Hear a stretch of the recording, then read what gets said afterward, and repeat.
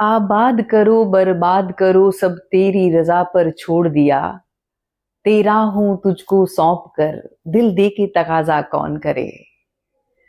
दोस्तों, अगर आप अपनी लाइफ की किसी ऐसी सिचुएशन में फंसे हुए हैं जहां आपको कोई समाधान नजर नहीं आता है और आपके भीतर सुसाइडल थॉट्स आते हैं, तो मैं ईश्वर से प्रार्थना करती हूँ कि हमारे एक व्यूअर की सच्ची कहानी जो कि विश्वास से भरी हुई है, वो आपका मार्गदर्शन करे। ईश्वर उनके जीवन को आपके जीवन में अच्छाई सच्चाई लाने के लिए प्रयोग करें। अभी 3 दिन पहले की बात है। हमेशा की तरह जब सेशन होता है तो मैं पहले मेडिटेट करती हूँ इस उम्मीद से कि ईश्वर हमारा जो सेशन करे वो फ्रूटफुल रहे और जिस नेक नियत से हमारे व्यूअर एक सही गाइडेंस चाहते हैं वो उन्हें मिल पाए।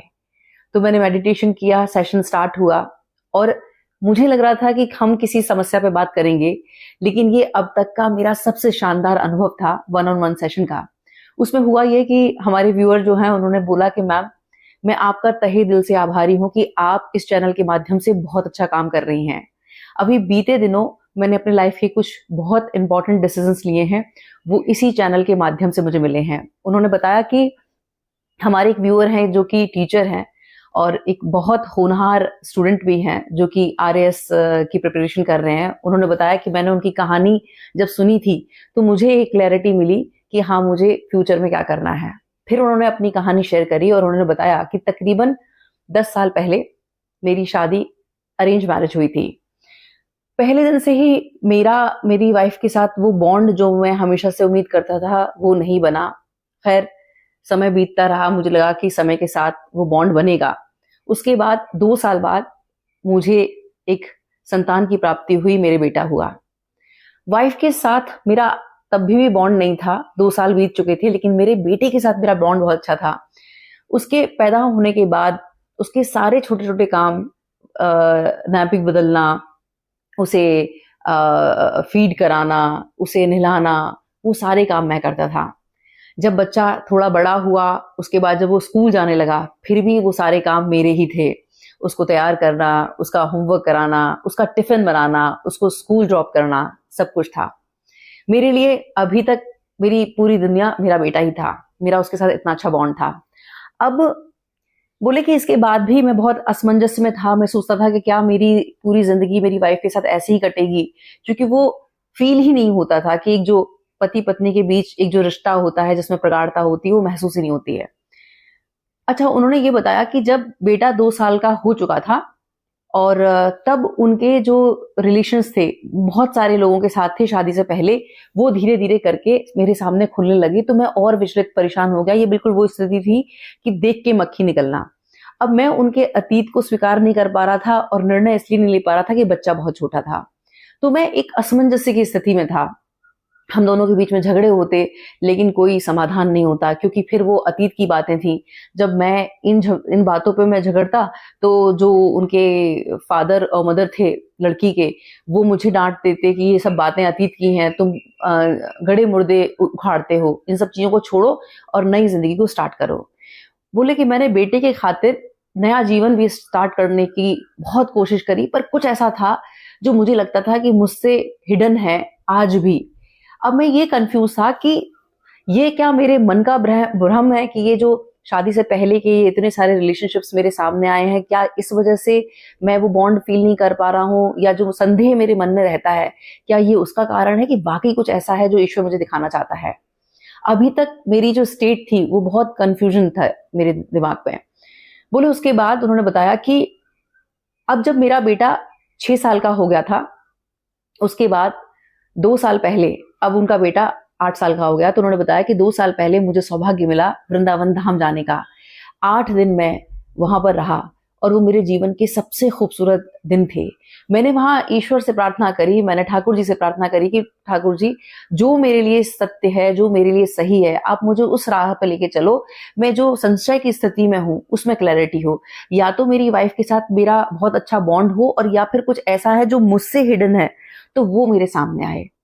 बोले ये प्रार्थना कर ली मैंने, और उसके बाद मैं घर जब वापस आया, और उसके बाद कुछ दिन बाद एक सिचुएशन ऐसी आई कि जिसमें मैं और मेरा जो बेटा था वो घर पे अकेले थे। वाइफ मेरी थी नहीं, मेरी वाइफ जॉब करती है और मेरा बेटा जिद कर रहा था कि पापा मुझे चिप्स चाहिए, चिप्स चाहिए। तो मैंने कहा कि हाँ मैं अभी दिला दूंगा।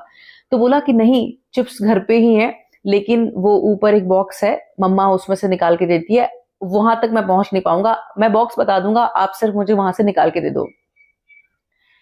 वो हमारे व्यूअर बोले कि मैं उसके कहने पे किचन में गया एंड उसने इशारा किया कि ये वाला बॉक्स है। तो मैंने उसके कहने के हिसाब से मैंने वो बॉक्स ऊपर से उठाया और चिप्स निकाला। जैसे ही मैंने चिप्स निकाला तो मैंने देखा, एकदम से मेरी निगाह गई कि इसमें क्या क्या और है। तो एकदम से मैंने देखा तो उसमें और सारी फूड आइटम्स थे। तो बोले कि पता नहीं मेरे दिमाग में क्या आया, जब मैंने वो हटाया तो उसके नीचे एक सेल फोन था जो कि ऑफ था। और जैसे ही मैंने वो फोन अपने हाथ में लिया, उसको ऑन किया, उसके बाद वो एक कोड था, बोले कि पता नहीं मैंने तुक्के से वो बनाया और उसके बाद वो एकदम से लॉक उसका खुल गया। और लॉक खुलते को ही उसमें मैसेजेस आने स्टार्ट हो गए और बहुत सारे पुरुषों के मैसेजेस थे और वो चैट्स इस बात को क्लियर कर रही थी कि अभी भी मेरी वाइफ के मल्टीपल लोगों के साथ रिलेशन है। बोले कि उस परिस्थिति ने मुझे भीतर से तोड़ के रख दिया। मतलब मुझे ऐसा लग रहा था कि अब मेरे जीने का कोई मतलब नहीं है।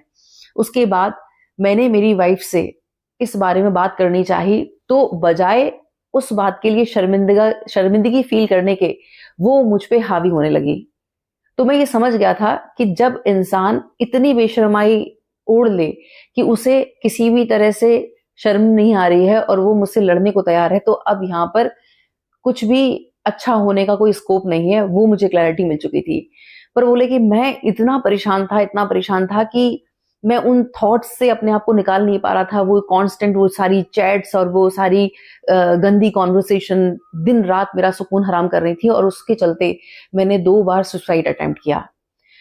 उस मोमेंट में इतना अंधा हो चुका था उस परिस्थिति में कि मुझे ये भी ख्याल नहीं था कि मेरे ऊपर मेरे बेटे की भी जिम्मेदारी है। मुझे सिर्फ उस समय आत्महत्या ही एक सही रास्ता दिख रहा था, लेकिन नियति को कुछ और मंजूर था। दोनों बार मेरा वो जो अटेम्प्ट था वो फेल हुआ और मुझे बचा लिया गया। उसके बाद बोले कि मैंने ईश्वर से रोकर फूट फूट कर ये प्रार्थना करी कि मांगने से मौत भी नहीं है और मैं ऐसी जिंदगी नहीं जी पा रहा हूं, अब आप मुझे मार्गदर्शन दें और मेरे जीवन के लिए आपकी क्या प्लानिंग है, आप मुझे उससे जोड़ें। मैं शरणागति के भाव से आपसे जुड़ना चाहता हूं, मैं सत्य से जुड़ना चाहता हूं। और बोले कि उसके बाद मुझे एक क्लियर गाइडेंस मिला कि मुझे इस सिचुएशन में डिवोर्स फाइल करना है और अपने बेटे की कस्टडी की मांग करनी है। उसके बाद उन्होंने डिवोर्स फाइल किया, अपने बेटे की कस्टडी की मांग रखी। अब केस उनका चल रहा है। उसके बाद इसी तरह का कंटेंट उनके एल्गोरिदम में आने लगा और अचानक एक दिन ये वाला चैनल सामने आया और वो बोले कि मैम, मेरे मन में एक सवाल था कि अगर मेरे बेटे की कस्टडी मुझे नहीं मिली, क्योंकि बच्चा भी छोटा है और कस्टडी अधिकतर केसेस में माँ को दी जाती है, तो अगर मेरे बेटे के साथ मेरा इतना अच्छा बॉन्ड है और अगर उन्होंने इंटेंशनली अगर मुझे मेरे बच्चे से दूर रखा, तो फिर मैं क्या करूंगा। तो मुझे मेरे भीतर से जवाब मिला कि एक पिता होने के नाते जो भी मेरी रिस्पॉन्सिबिलिटी होगी वो मैं निभाऊंगा, लेकिन मैं जोर जबरदस्ती कुछ नहीं करूंगा, मैं इसके लिए भी लड़ूंगा नहीं। जो कुदरत को मंजूर, जो नियत को मंजूर, जो कानून को मंजूर, मैं उसके आगे सरेंडर होऊंगा। फिर उन्होंने बताया कि अचानक मेरे सामने एक वीडियो पॉपअप हुआ और उसमें आप अपने एक व्यूअर की कहानी सुना रही थी, जिसमें एक होनहार टीचर हैं जो कि अभी प्रिपरेशन कर रहे हैं, और आपने बताया था उस कहानी में कि कैसे जिस लड़की के साथ वो अपनी स्कूल टाइम से ही मन मस्तिष्क में ये सोचे बैठे थे कि शादी इसी से करनी है और अपनी तरफ से सारी जिम्मेदारी उसकी और उसके परिवार की उठा रहे थे, लेकिन जब शादी के 3 महीने बाद सिचुएशंस खराब हुई और उन्होंने ये डिसाइड किया कि अब मैं शादी नहीं करूंगा, और उन टीचर के भीतर विरक्ति का भाव हुआ और उन्होंने ये डिसाइड किया कि अब मैं अपने पूरे दिल दिमाग से अपने पूरे पोटेंशियल पर फोकस करूंगा, मैं आरएएस एग्जाम की प्रिपरेशन करूंगा और एक बच्ची को अडॉप्ट करूंगा। बोले कि मैम, ये जो स्टेटमेंट था ना, मुझे लगा कि यही मेरी प्रार्थना का जवाब है। और बोले कि उस दिन मैंने डिसाइड किया कि अगर मुझे मेरा बेटा नहीं मिला तो मैं मेरी बहन की बेटी है उसकी जिम्मेदारी लूंगा। और उन्होंने बताया कि ईश्वर की कृपा से मेरा जॉब प्रोफाइल बहुत शानदार है। आज सौभाग्य से मैं मेरे माता पिता के साथ रह रहा हूँ, आनंद का जीवन है। और सबसे सुंदर बात कि जो इतनी सारी मेरे भीतर जो कॉन्फ्लिक्ट से, जो परेशानियां थी, उन्होंने मुझे सत्य से जोड़ा, मतलब भगवत गीता से मैं जुड़ा। मैंने पूरी गीता को बहुत आनंद के साथ पढ़ा।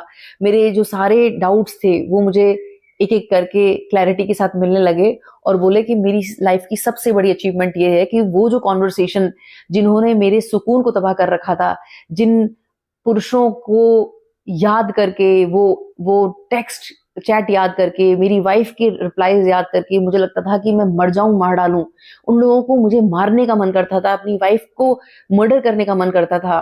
बोले कि भगवत गीता से जुड़कर, ईश्वर की असीम शक्ति से जुड़कर मुझे ये लोग निमित्त नजर आने लगे, और अब मैं सबको दिल से ब्लेस करता हूं कि वाह, अगर ये घटना मेरे साथ ना होती तो मैं ईश्वर की इस असीम अदृश्य शक्ति से नहीं जुड़ पाता, शायद मैं इस चैनल से नहीं जुड़ पाता, मैं आपसे नहीं जुड़ पाता। और वो बोले कि अब मैं अपने जीवन को जिम्मेदारी के साथ शरणागति के भाव से जीता हूं, और ये कहता हूं कि ईश्वर, अब जो तुम चाहते हो वो मेरी जिंदगी के लिए हो। मैंने उनको कहा कि आप विश्वास के साथ आगे बढ़ें, और मुझे विश्वास है कि बहुत जल्दी आपको एक बहुत अच्छा जीवन साथी मिलेगा। तो उन्होंने मेरी बात को काटते हुए बोला कि मैम, भक्ति का अब जो आनंद आ रहा है ना, अब वो दिमाग में है ही नहीं कि क्या पैसा, प्रॉपर्टी, पार्टनर, कुछ नहीं है। बोले कि भीतर मेरे एक रस रहता है, आनंद रहता है, सदचित आनंद जिसे आप कहती हैं अपने वीडियो में, कि वो इतना आनंद रहता है कि मैं बस ये कहता हूं कि वाह प्रभु, ये भक्ति बस बनाए रखना, और जो आपको कराना है वो आप करा लें। दोस्तों, यहाँ इस वीडियो का सार ये है कि जब हम शरणागति के भाव से ईश्वर से जुड़ते हैं, उसके लिए हमें कुछ नहीं करना है, सिर्फ हमें अपनी जो भी लाइफ की सिचुएशन है, जो भी समस्या है, वो भगवान के आगे रखनी है, रोना भगवान के आगे है, मार्गदर्शन उनसे मांगना है। जब हम पवित्र भाव से उनसे जुड़ते हैं, फिर रास्ता दिखाना, हमें गाइड करना उनकी जिम्मेदारी होती है। और यहां सबसे इंपॉर्टेंट बात, जब भगवान कृष्ण आपके साथ हैं तो जीवन का कोई भी युद्ध हो, जीत आपकी निश्चित है। बस आप पेशेंस के साथ इस रास्ते पे रहें, इसी ट्रैक पे रहें, शरणागति के भाव से जिएं, और फिर आपके जीवन में भी सदचित आनंद होगा।